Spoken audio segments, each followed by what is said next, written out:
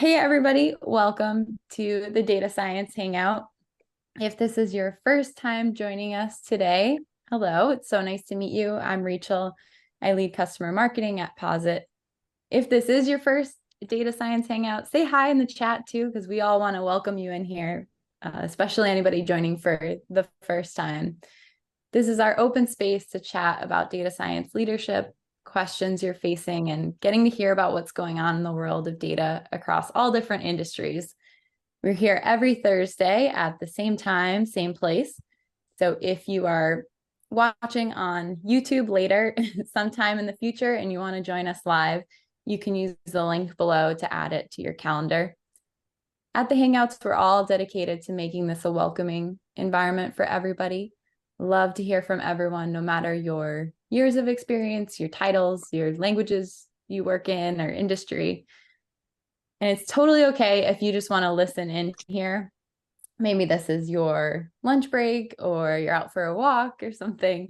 But if you want to jump in and add some context to something or ask questions, you can raise your hand on Zoom and I'll keep an eye out. You could put questions in the Zoom chat. And feel free to just put a little star next to it if it's something you want me to read out loud instead. And then lastly, we also have a Slido link where you can ask questions anonymously, which I realize I forgot to create. So I will create that in one of the first questions, and then we'll share it in the chat here.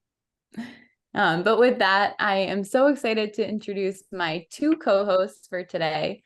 Joseph Powers, Principal Data Scientist at Intuit, and Jen Wang, formerly VP of Product and Growth at thredUP.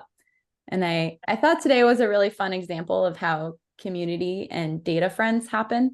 I met Joe at the Posit conference recently, and we had a bit of an impromptu pizza party with Javier and Sep from the Hangouts here too. And then Joe also introduced me to Jen here as well. So I'd love to have you both introduce yourself and share a little bit about your background. Also something you like to do outside of work too. Jen, you should lead off. Oh no. Okay. So I'm Jen Wang. I was at thredUP, which is an online marketplace for secondhand clothing for 5 years. And before that, had done a PhD in kind of behavioral science, looking at, environmental decision making. Joe and I met during grad school, actually taking a bunch of classes, but one of them being really the data science class that probably turned us both into data scientists. And so I'm really excited to be here and have spent a lot of time thinking about career and all these things is something that Joe and I have talked about over the last many, many years. And then outside of work, I mean, I love to do a lot of things, but most recently I've been cooking a lot. So I'll just mention that.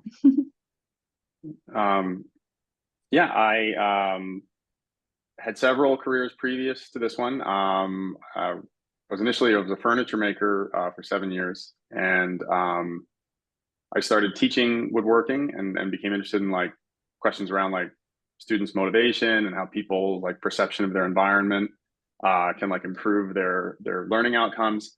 And so that led to getting a PhD in educational psychology, and I had to learn programming and statistics along the way. And these data science jobs emerged in Silicon Valley around the same time. That brought me here. Outside of work, I still enjoy furniture making. I'm just grateful not to have to rely on it for my primary income anymore.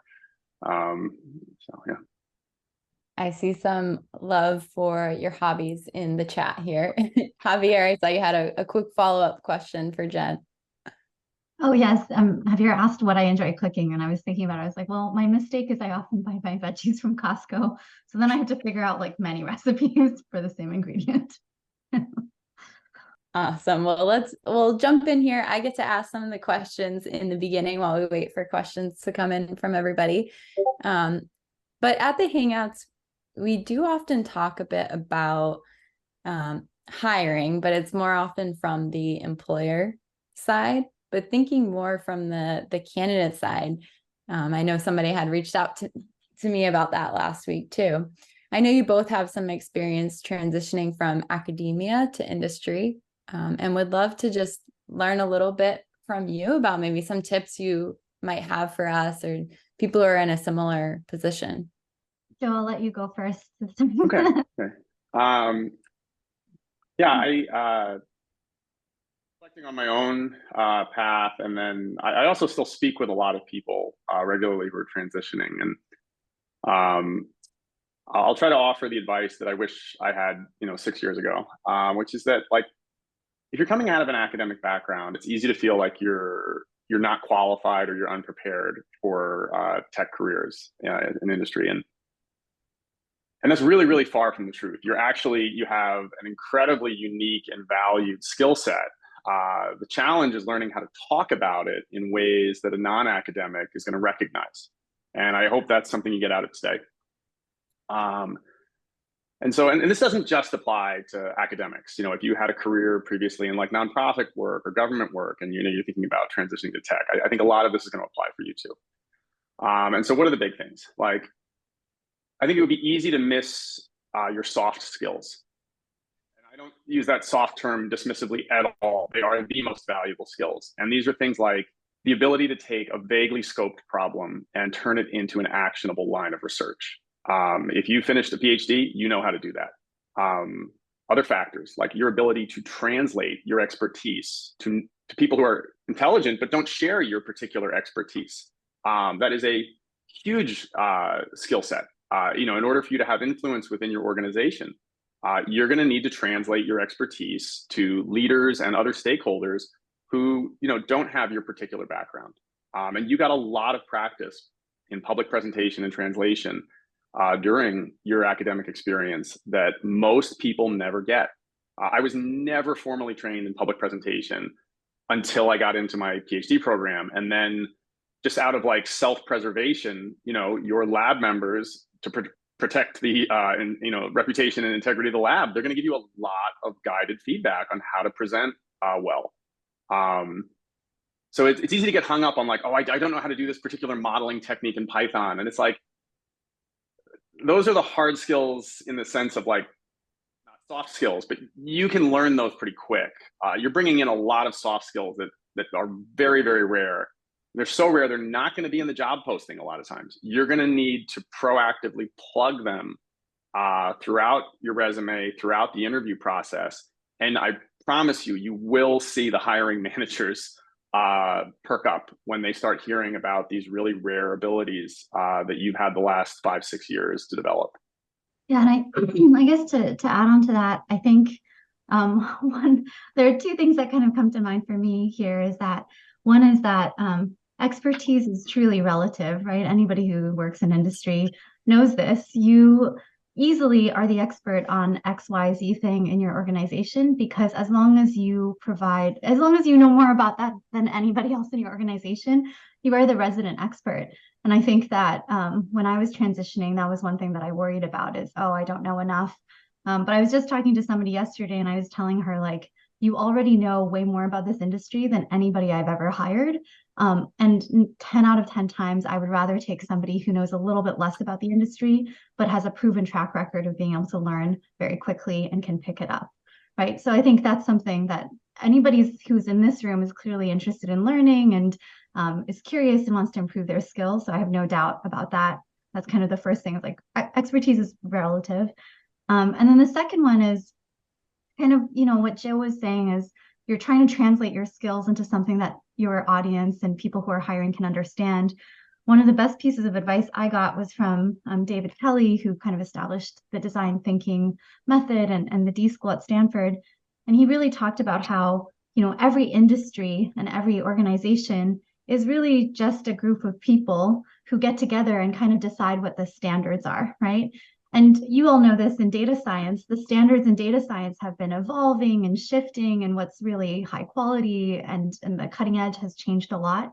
And so in order to actually understand how to translate your skills into what's most valuable, I personally think one of the only ways that you can do it is you have to talk to people, and you have to talk to a lot of people to understand how they, what like even the specific words that they use to describe certain skills can be sort of signals to them that you know or understand how things will work. And so I remember going to David Kelly and saying like, oh, I'm debating between these two jobs right now. One is like position A and the other one is position B. Do you think if I take position B, it'll make it hard for me to do position A stuff later on? And he was like, Jen, like, I'm not an expert in this field, but it's knowable. And if you don't understand the answer yet, it's because you haven't talked to enough people in the field.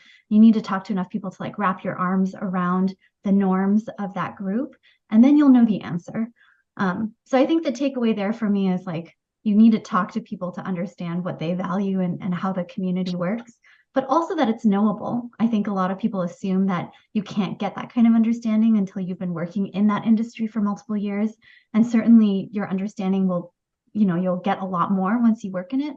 But if you talk to a lot of people, you can get like 80–90% of the way there for a job decision, I think. I want to jump on top of that one because it's really good about talking to people. LinkedIn is an incredible tool for making the transition. And maybe like, well, I don't know a lot of people in industry yet. I didn't either at one point. And actually, you'll find that cold calling on LinkedIn can be very, very effective. I typically look for people who had like a PhD in their name, or who I could see had some academic background or some background similar to mine, and then just reach out and say like, look, I'm trying to make the transition. Could you spare 15 minutes to talk to me? These can be very vulnerable conversations. You're not trying to impress them right now. You're trying, like as Jen was saying, to get like a lay of the land and to scope like how your skills might fit in. And overwhelmingly, those people actually turn into your backers. Like they'll submit your resume internally. Really just after an hour meeting. Like they'll see that you're like a thoughtful, resourceful person and you're a safe bet. But to Jen's point, like you learn the lay of the land, so that you're better prepared to talk about your skills and what you have to offer, and also to know for where you fit in. Absolutely. I see, Sita, you had a question in the chat a bit earlier. Do you want to jump in? Sure, my camera always acts. Oh, there we go. Hey. There you are. So I was really intrigued by the conversation about transitioning from academia to industry. And I would really like to understand, because hopefully that's a direction I would want to pursue, because I am a pure biologist trying to transition into data science, and I work at the data science lab now at the Hutch, and trying to understand where I go from knowing all this intense biology knowledge, which is purely bench skills, and now moving into more genomics and technology driven and using these newer technologies to really understand and answer genomics questions. But for me, what has been interesting in this even medium shift from being in the lab to being in a data science lab where people are focusing on building more reproducible workflows, etc. One thing that I feel like there's a stopgap is when I was a postdoc, I was like leading my project. I was in charge. I was determining the scope and the future of that project. And here I'm just a part of something, which is also really exciting, but then you feel like a sense of less control in a way, and more directed. And I kind of wanted to see what you guys thought of that. Thanks.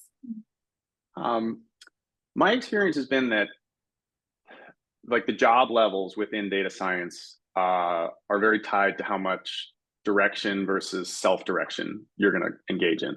So when you come in as like a base level data scientist or analyst, your work is very highly scoped for you. It tends to be like, execute this solution, to oversimplify it.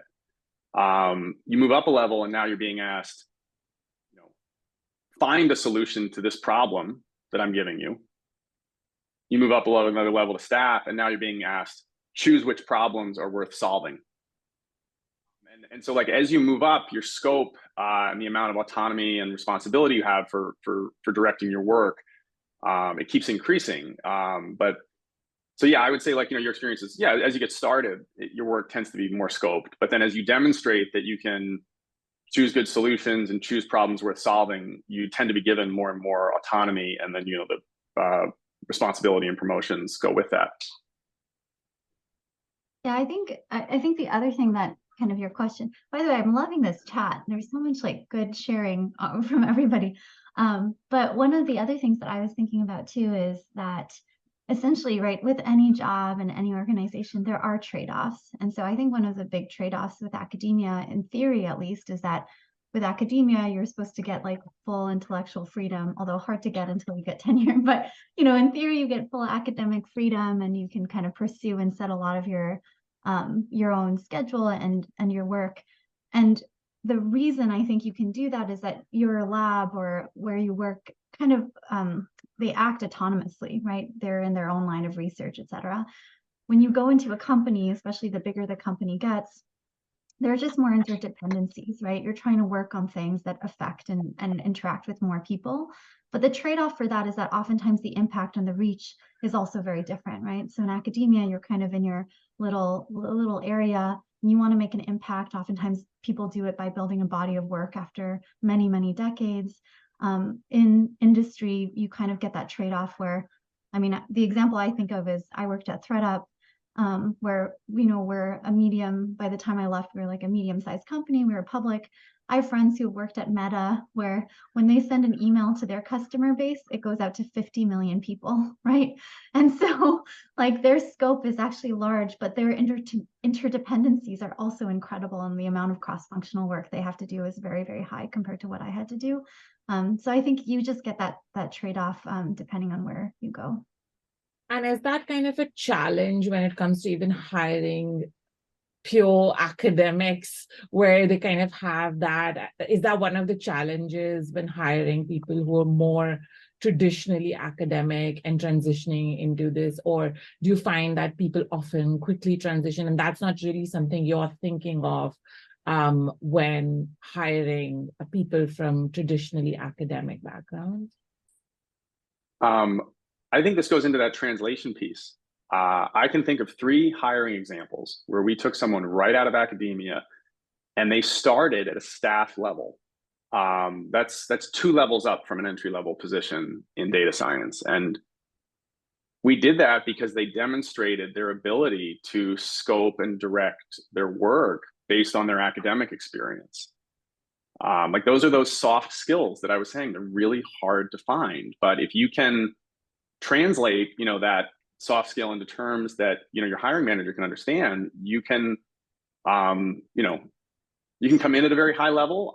If you don't come in at such a high level, I think nonetheless you would rapidly rise to that level because, as I said, it's a rare skill set. And so if you demonstrate it, you will be given, you know, the additional autonomy and responsibility because, you know, we need people to do that kind of work. Thank you both. Thank you. I see, Jared, you had asked a question a little bit earlier about different educational backgrounds for data science. Do you want to jump in? Hi, Rachel. Can you guys hear me okay? Yep. Yeah, so I guess my question is just more of a blanket statement, but given just from these data science hangouts in general, people come from such a wide variety of backgrounds when it comes to data scientist positions. Have you guys found that there are certain educational backgrounds, or, I mean, not just technical skills, we've talked about soft skills, but really just focused on like educational backgrounds that help seem to put people in a better position or seem to be more common than others and kind of demonstrate a road for success? If you're ready.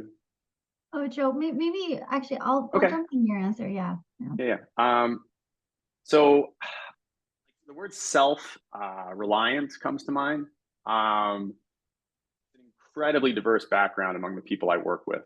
And oftentimes they learn their initial data skill set in service of, you know, some small business they were running or some side hustle. One of my favorite stories, one of the guys I work with, he was an online gambler and got really sophisticated about it. And, you know, you could see how that would play into like predictive modeling and a data science workflow. And I tend to really see a lot of that where it's just, you know, they're very like self-driven and self-engaged with their education. And, you know, I'm not sure how many on the call today are academics. I've been seeing in the chatter that there's a lot, but you know that a big part of a PhD is self-education. you know, the coursework is not like really the emphasis. You have to teach yourself a lot of skills around programming, or figure out how to get the resources you need to learn those new skills. And so that's the background I see, because you're going to continuously be learning on the job.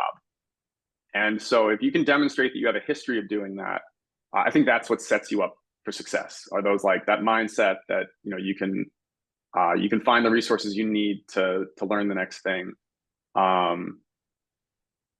Yeah. I think also, I think one thing that's kind of challenging about data science as a field, I think, and I would say the same coming from product, is that it's a newer field, right? It's a little bit younger than like software engineering or some other fields, where those fields have been a little bit more defined for longer. There are programs you can get an undergrad in engineering. They're like clear leveling paths, you know, in these tech companies that have been established for a long time. Data science is a little bit, relative to some of these other areas, is still evolving quite quickly. The technology is changing very fast. The methods are changing. You know, even our approach to like A/B testing, I feel like over the last 5 years has gone through like multiple revolutions. And so I think that is one of the challenges for people coming into it, is figuring out, okay, well, how do I position myself? What do I spend time like investing skills in? And I think to this point, I think I agree with Joe. I think the ability to learn new things and figure out like where to learn and grow next is really important. Kind of our earlier point about talking to people and actually figuring out what's on the cutting edge of the field and what might be worth it and what might not be is really important. And then I think, like, for academics, this is actually not dissimilar, I think, to your PhD research, is that oftentimes those fields are changing. If the methods are changing, you want to figure out the best method to answer the question that you're looking for, and you may need to learn new things. So I do want to call out, like, I do think that's something, there's not a very standard path that, like, if you just do these things will be guaranteed. And that can make it very tricky. It also means that, you know, kind of what Joe was saying, your technical skills are not enough. You have to have this combination of technical skills and the ability to sort of navigate organizations and talk to people and build relationships, because I think it's the combination of those two things that makes people, that actually helps them. There's a piece there that ties a few themes together, which is, like, we mentioned like informational interviewing earlier. So, you know, you learn how to talk about yourself, you learn about where you're interested. You're also going to learn what data science means at that company. It's not a standardized definition. And I'll say I have generally found there are two verticals. There's like a machine learning AI vertical that tends to be about like automating decision making. So you're automating small decisions, like, what should I put in my cart next? What should I watch next? And then there's an analytics vertical. And that tends to be very thoughtfully constructing big decisions, like, which market should we pursue next? You know, which product feature should we launch next? And those are very different. And, you know, you may find that you're more qualified for one or the other. If you have a ton of machine learning and predictive analytics experience, like, maybe going down that ML path is going to be really promising for you. If you're really into like theory building and like understanding customer behavior, that analytics vertical can be a fantastic fit, because they're not going to call it theory building, but like, what are you doing? Like, you're developing customer narratives. You're trying to understand customer behavior, and then you're trying to change that behavior in, you know, hopefully positive ways. And that is very close to the theory building that you did as an academic. They're just, again, translating. They're not going to call it theory in industry. They're going to call it like narrative and context. And so I saw a great comment about, can I count my years of PhD and postdoc experience as industry experience? Absolutely. If you can convince the hiring manager that those years were relevant experience, then they count. And in my mind, they count. And you should be very confident in claiming that they count. I love, in the beginning, we were talking about like everybody's first jobs, and we were commenting in the chat, but also in Hangouts before, we've talked about all the different kinds of paths that people take to get to the roles that they're in now. And I know not everybody is going to have a PhD, of course, to go into data science. But I was wondering if you have other guidance for people in that position when maybe the job posting is calling for that? Like, how do you get past that? Well, maybe I'll start. I think like one thing I do want to kind of set the tone on is that there is in my ideal world, when it comes to hiring, you know, how you would do things is that you actually like think about the job that you need to hire for. You step back and you really think about what competencies we're really trying to hire for, right? And then you try to find candidates who have the ability or the potential to like meet those competencies. And those competencies are, you know, whatever skills we're looking for, and are somewhat like unrelated to, I saw a note about like a Stanford PhD, are unrelated to like the school you went to, whether or not you have a PhD. Like, it's very unclear to me if the PhD is the most efficient way to get any of these skills, right? So like, even though both Joe and I have it, like we could have a different conversation about whether or not a PhD is the right thing to do, right? And so,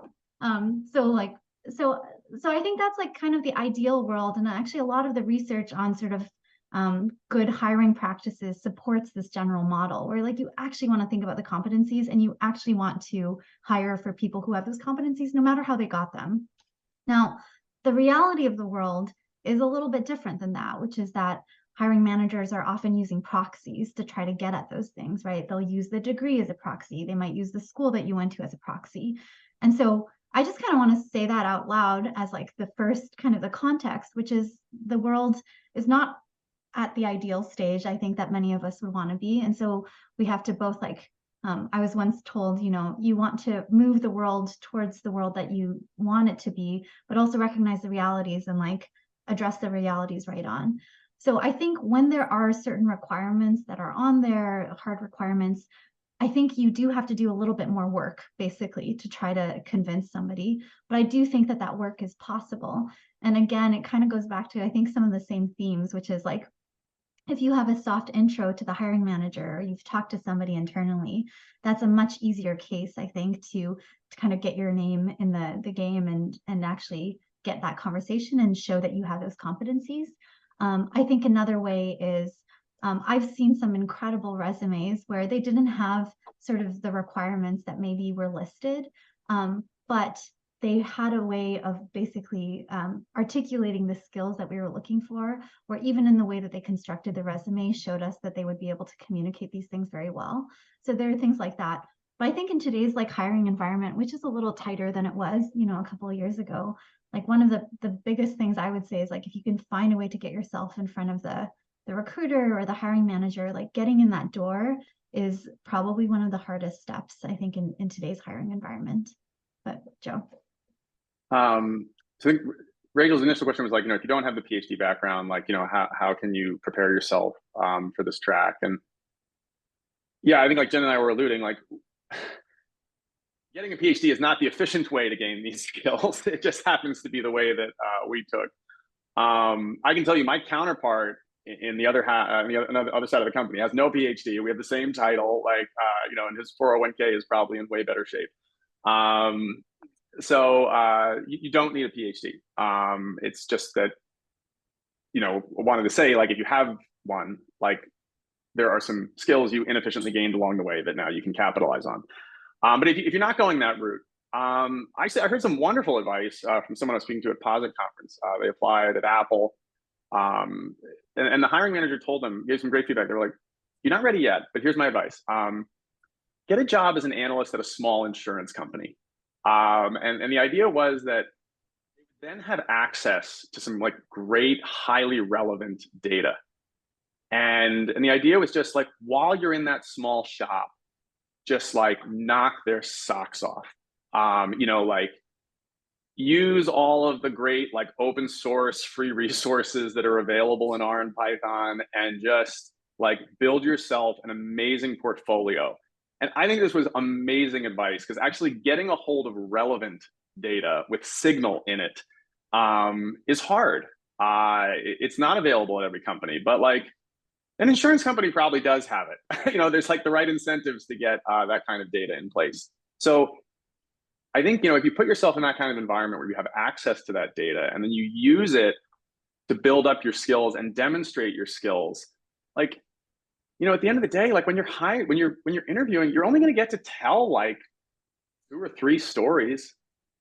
You know, I mean, like it's actually quite limited how much of yourself you're going to get to show. So like, you know, if you think about like, okay, you have a resume with some bullet points of like things you've accomplished, and you have 2 or 3 persuasive stories. If you're really ambitious, like I would recommend starting a blog so that you can like, do more publication, not publication in the formal sense, but just publicizing of, your ability to communicate and to make compelling narrative and compelling data viz. But that would be very ambitious. I rarely see that. Even among people we hire, a blog would be like,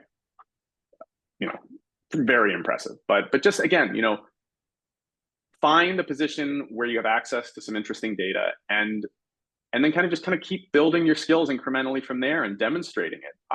Yeah, you don't need the PhD to do this kind of work. It's more of that self-starter, self-reliance that PhD really requires. So it becomes like a signal of that ability, but it's not the only way.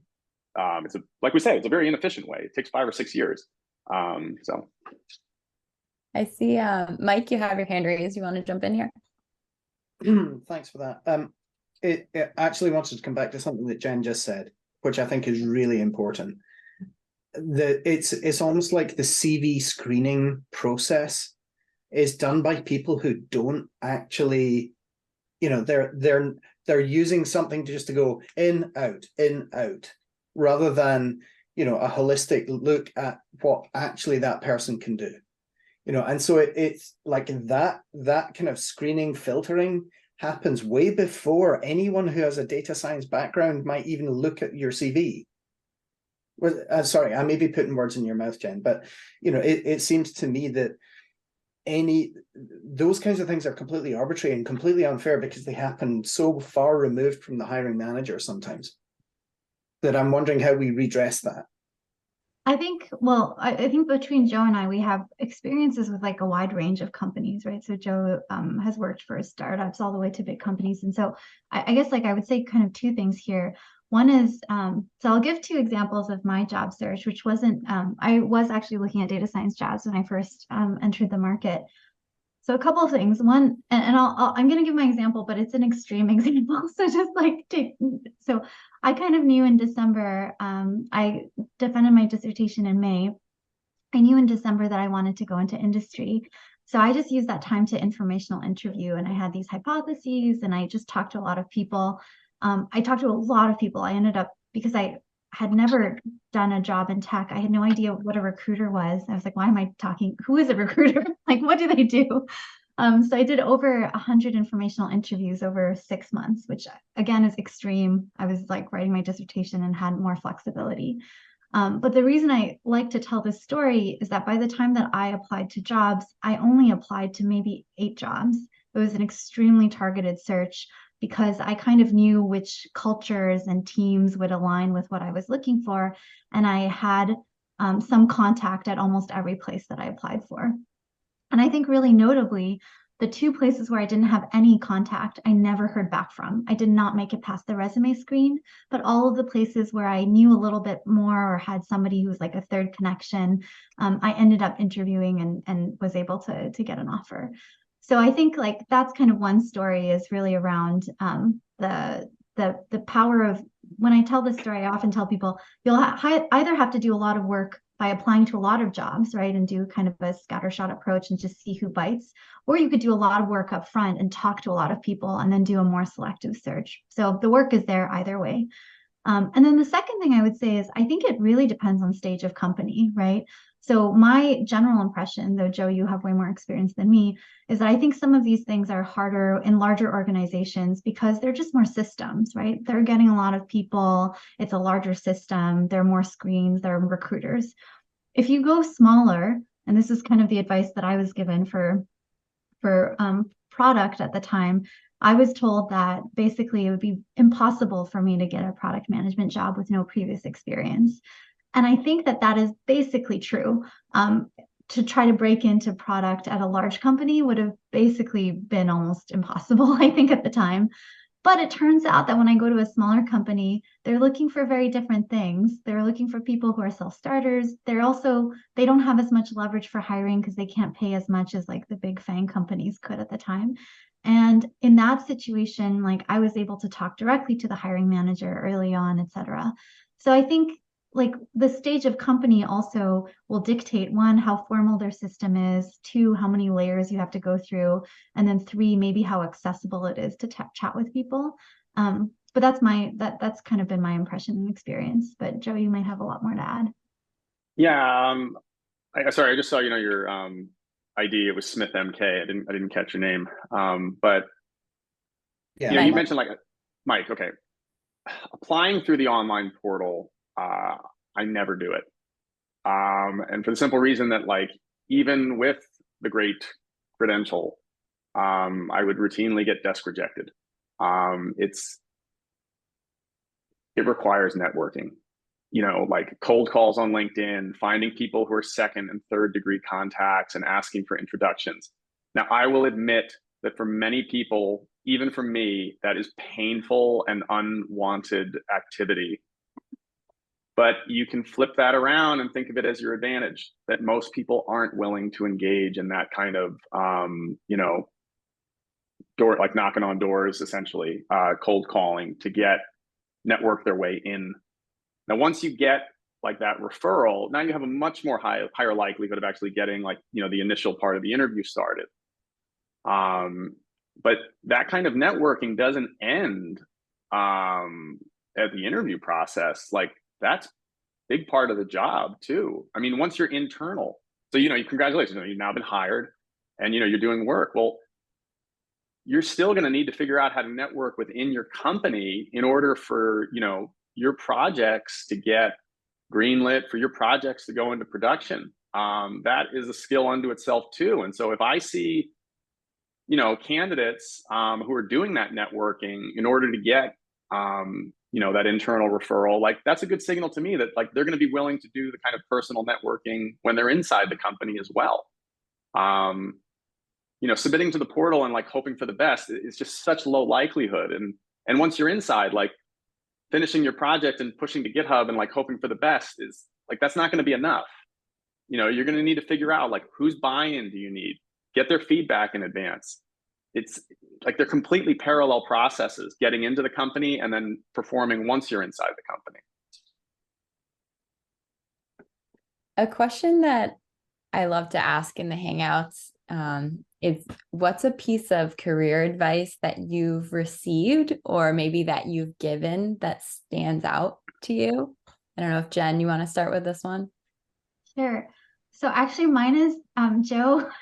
Joe and I discussed this like years ago. So when I was looking for my first job, I think Joe, like maybe you and Bella had this heuristic or something, which is like in any job, you can really only optimize for two things, or at least that's like a way of thinking about it. It's like you can only optimize for two things and everything else that you get is like bonus or is great that it comes with a package. But once you try to optimize for more than two things, the equation gets like very complicated and the set of jobs that you can take might become too narrow. So an example is if you care about geography, pay, mission, culture, growth, you can list all these values that you have and that you want out of your next job. It probably is like doable to get something where you're mission aligned and get like a salary or comp package that you're happy with. It's probably possible to get a geography and a comp package that you want. It's much harder to try to get all three in that first job or in the current job that you want. And so I really love this piece of advice because there are a couple underlying principles here. One is that it means that you need to get really clear on what you want, right? And I think that some people, and I've fallen into this myself too, it's like people approach you with a job, you get excited about it, but you actually didn't start from a place where you were really grounded in your own values and what's really important to you. So I think that's a great starting point, is really thinking about like, what do you want and what's most important to you in this next step? And then the second piece that I really like about this piece of advice is that, and there are many other frameworks. I've heard people be like, list your top 3 priorities and 3 extra criteria, et cetera, et cetera. But the other thing I like about this is that it really puts me, at least, in a mindset where careers are not made by one job, right? So just because in that one job you're optimizing maybe, say, for comp and geography doesn't mean that your entire career will not be focused on culture or mission and things like that. And I think thinking of your career and your jobs as steps along the way that's building like a larger career portfolio has been really useful for me. So I think you need to think about what are your non-negotiables. Like one of them for me is culture. And so, but within that, I think just having a sense of prioritization is really useful. So thanks, Joe. I think like a really good piece of advice is it's easy to think you need to build a lot of new skills in order to make a transition. And I don't think that's true. I think you should focus on polishing your existing skills rather than building new ones. Once you're in the job, then you can build new ones. But you have a lot more skills than you realize. And if you just polish those and then like refine them, if you're doing multiple regression in your work, great. But I want you to know multiple regression like all the way down to the foundations. Before, you don't need to start learning like every machine learning technique in the book. You can get a first job just on multiple regression, but know it really well. And this tied to that though is that doesn't mean that the job you're qualified for now is going to sound exactly like your PhD dissertation. I see a lot of people like overly narrowly define themselves because that's what academia promotes you to do. Is you get very narrowly defined in your identity, and then you look for a job that sounds like that. And I just encourage you to be open-minded. Think more about like, if you have a background in like, science or like diversity and inclusion, yeah, there are job titles that are called like diversity and inclusion officer, and that's open to you. And you could be a product manager and just bring that amazingly unique perspective to the role and be an amazing product manager or a people manager who builds a team where people can thrive. It doesn't need to be your formal job title that maps like exactly to your your PhD dissertation. You can just bring that perspective to a traditional role and excel at it. Russ, I see you have your hand raised. Do you want to add something here? Yes, can you hear me? Yep, I can. Okay. Something different, but I think extremely important to hear. I work as a professional recruiter. I'm transitioning into data science. This has nothing to do with data science. This is encouragement for all of you who have been in the situation I'm about to describe for my friend. I've been working with a friend at the same company for, I don't know, 4 or 5 years. My friend, transferred, got promoted, and wound up in a spot that was not good. I found out 2 days ago my friend was fired. Okay, so I contacted my friend. I said, hey, let me rewrite your resume, put on qualifications, stuff like that, because I can do that. And my friend already has interviews lined up. What it means is my friend did really well in work environment. So 1, 2, 3, and 4, but number 5 was a bad match. That's not a reflection of my friend. My friend's going to keep going, moving forward. If you've had bad experiences, and we all have, that's not a reflection on you. It's just a bad match. Keep moving forward. That's how you succeed. Absolutely. I have to agree. I feel like, part of we've talked about like the hard skills and the soft skills, and then the other kind of career skill overall is that we're all just people trying to figure out what work environment works best for us and what kind of people we want to work with and what kind of problems. And, this is something I think people are not talking about when you're younger and in school, which is you might like the subject, but do you like the day-to-day? Is there a particular management style that you like? What's the mix of meetings and focus time that works best for you? And I think thinking about your career as as a self-exploration to understand what works best for you is ultimately kind of what this is all about. So one job is just one job, but it's all building a body of knowledge to figure out what works best for every single person, which is going to be different. And that's exciting, I think. Eugene, I know this was a bit earlier. I'm not sure if you are still on. But you had a comment around like this idea of being obsessed with correctness and when businesses don't necessarily prioritize on that. Do you want to jump in here? Sure. I've had I have a lot of academic training, and I've never been much of an academic person. I feel very pragmatically driven. It was like 20% of the work was getting new results, but 80% was always saying how wrong they might be and reporting on the different ways to do things that might end up wrong or where your data came from. And I never enjoyed that part of it. But the people that I've worked with, the more academic they are, and one of the closest people I work closest with right now is an MD, PhD, and it never feels like some of the tasks that we work on together are done enough or correct enough or accurate enough. And it creates this, I can never really tell the people who depend on our deliverables how done he feels, or a former coworker, we were fine-tuning financial marketing models together. And he would say, but this is wrong. This is not the way to do it. And I would constantly have to say, does the data validate that there is lift, or that we're getting incremental, lift, or that the modeling is actually producing, gains? Would it work if you put this in, does the data show that this might work?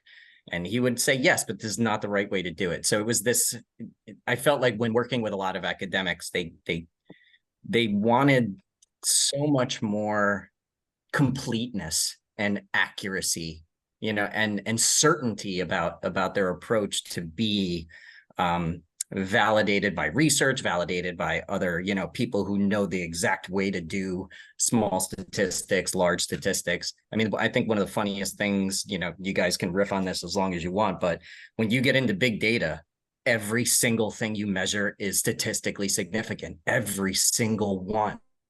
So what do you do when every possible number, has error bars this tiny? And it's really hard to get people past, that frame of mind from what my experience is with academics in business. Okay, I think that actually points out a good transition point of like, what are the standards you're working to? If you are doing basic research and you're trying to build knowledge, then having this like exclusive body of rigorous findings is the goal. That's not the goal at most businesses. Again, if you're doing like medical research, then that's different. Like there is more of a scientific goal in there. But oftentimes, you think of like businesses are often, it's more of like an investment strategy. And so now it's not about like building an exclusive body of knowledge. It's about really optimal stopping. How long should we explore for so that we can, exploit that knowledge for maximum gain? And that's a different standard. It's not a lower standard. It's a different goal, and then that goal brings with it a different standard. So that's a change of mindset that you should be prepared to make. Like it's not going to serve you well to bring over like academic standards to an environment where those won't serve you. So yeah, most business settings are going to be more about optimization than they are about building scientific knowledge. Although there will be some overlap.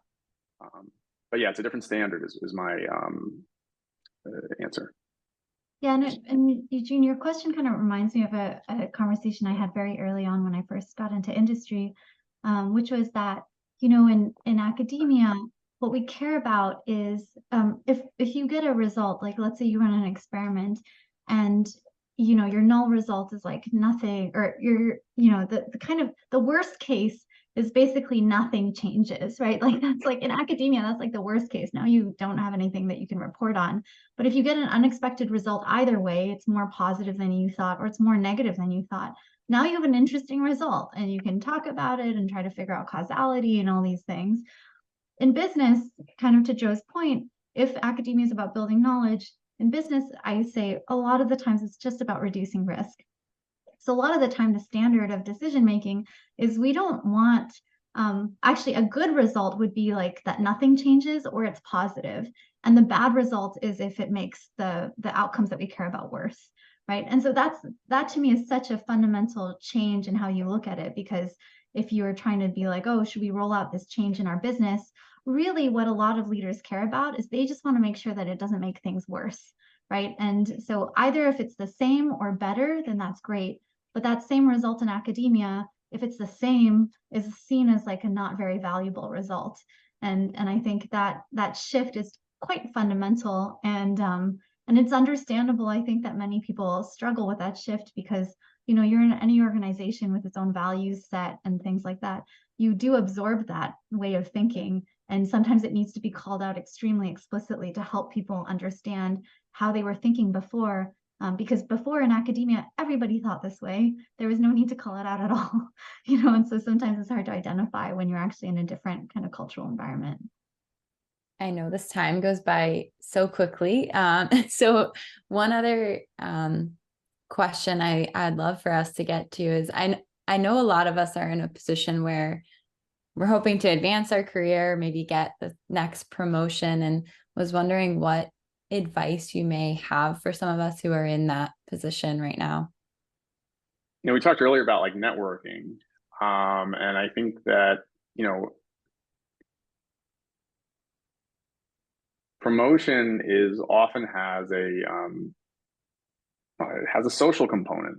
It's not to say it's popularity contest. It is to say like you need to be well aligned with, you know, your managers and leaders about like what skills, what demonstrations are going to warrant that promotion. And so, you know, if you're seeking promotion within your company, like my advice would be like, start that as an explicit conversation, you know, with your manager about like, what are the skills that, you know, you need to see demonstrated? What are the, you know, accomplishments that, you know, you need to see, so that it's not like a mystery that arrives at the end of the year, but it's like an explicit conversation.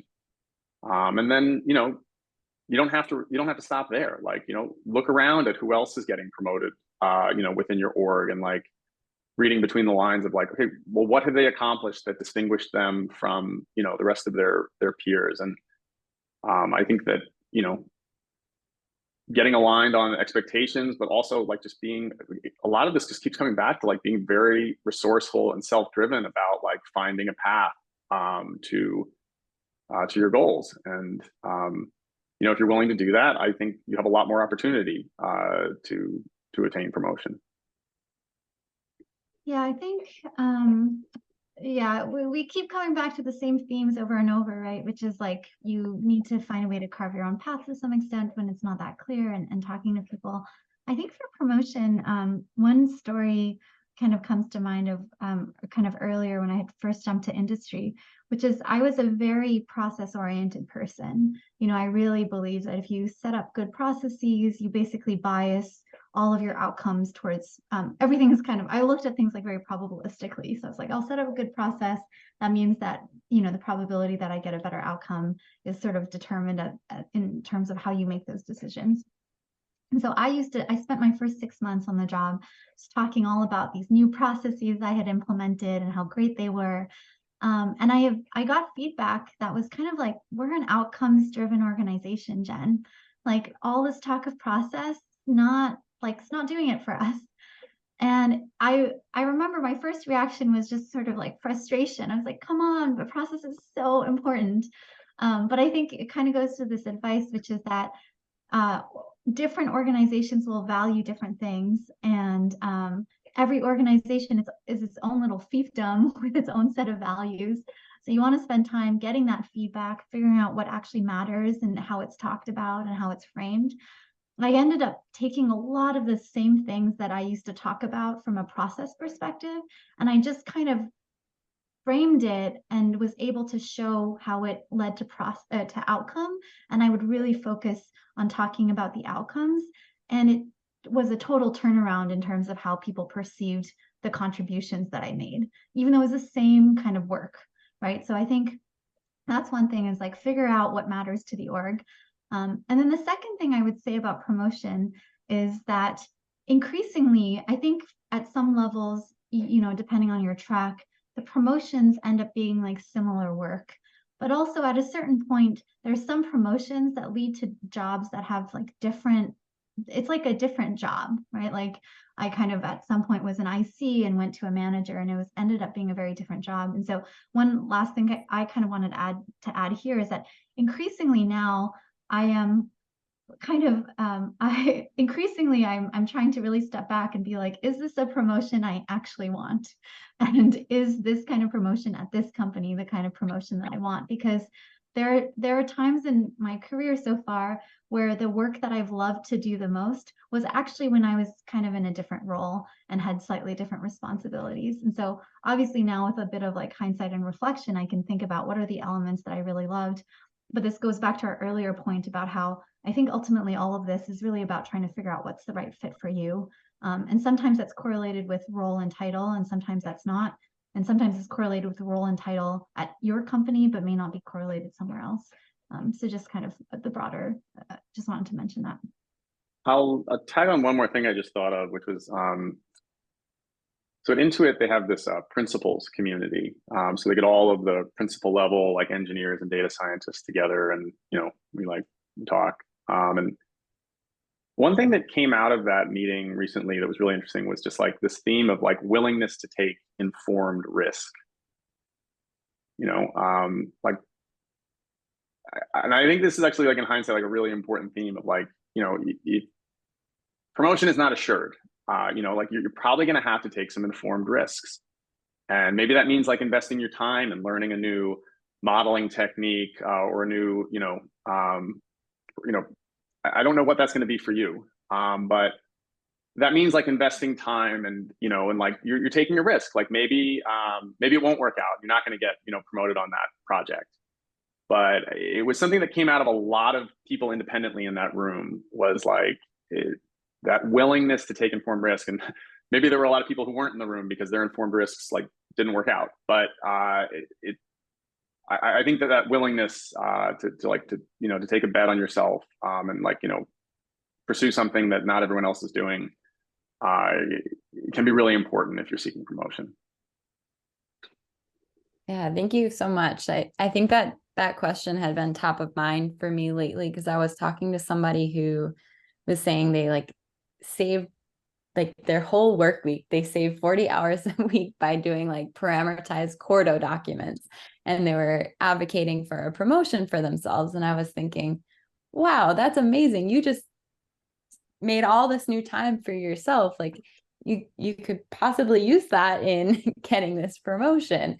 And just like kind of flipping that mindset a little bit. Yeah. Well, yeah, I mean, that's a great example. That wasn't something that was defined for them. Yeah. Like no one was saying, oh, this is how you should do your job. Like they took a totally new approach to how to accomplish their job and saved an enormous amount of time. And I think those kind of examples are like great ways to demonstrate that you have the like scoping and autonomy abilities that warrant the next level. Absolutely. Well, I feel like we could all keep talking about this stuff forever, and this hour went by really, really quickly. But thank you so much, Jen and Joe, for joining and sharing your experience with us all. This has been great. Yeah, thank you. Well, the questions have been so thoughtful. I've been learning a lot from the questions. I'm like, oh, this is great questions. It is really fun to read through the chat. So if anybody wants to save the chat, there's those little 3 dots on the bottom there, and you can just click save chat too. But Jen and Joe, if people want to get connected with you, is LinkedIn the best place? Yeah. Okay. Awesome. Well, thank you all so much. Have a great rest of the day. Thank you. Bye, everybody. Bye. Thank you.